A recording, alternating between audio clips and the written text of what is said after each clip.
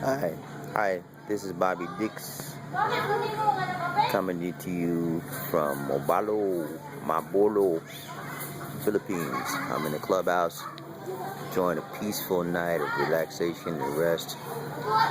Just wanted to come to you and talk to you about buying and selling in the Philippines. In particular, buying a car.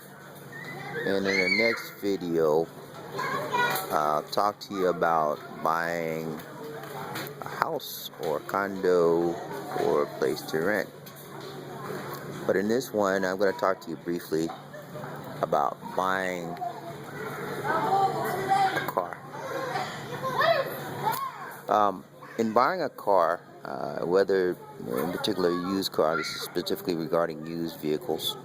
I haven't bought a new one in the Philippines. I bought new cars in the USA before, but not in the Philippines. So this is limited to used vehicles. Here's the mentality in the United States. When you buy a used car, you know it's used, but you expect everything to be working on it, at least in decent order.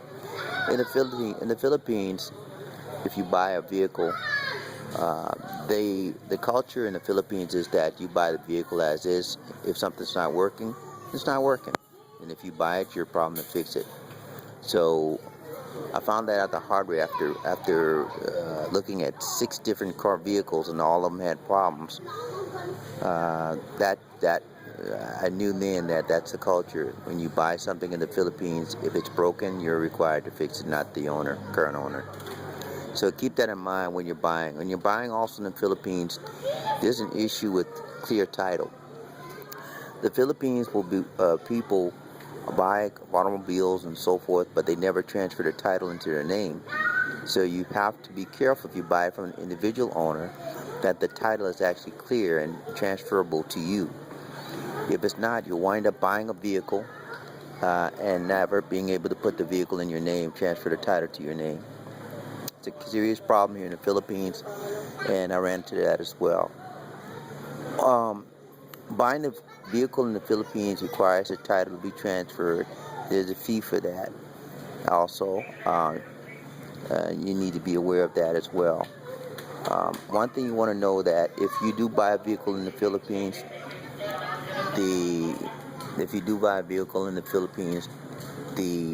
there may be a problem as far as tires, vehicles. One other thing I found out in the Philippines is that tires are very expensive, and it's like twice as much cost for a tire for some reason in the Philippines versus the United States. So keep that in mind as well. The only other thing I could think about, I did buy a vehicle successfully. It's a Honda Jazz Fit.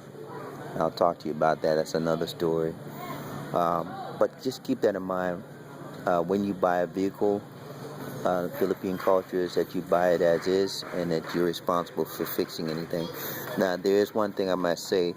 You have a process where you can negotiate. If the owner fixes it, you'll pay more. If the owner doesn't fix it, you pay less. That's part of the bargaining and negotiation process that you can enter in when you're actually dealing with the sellers.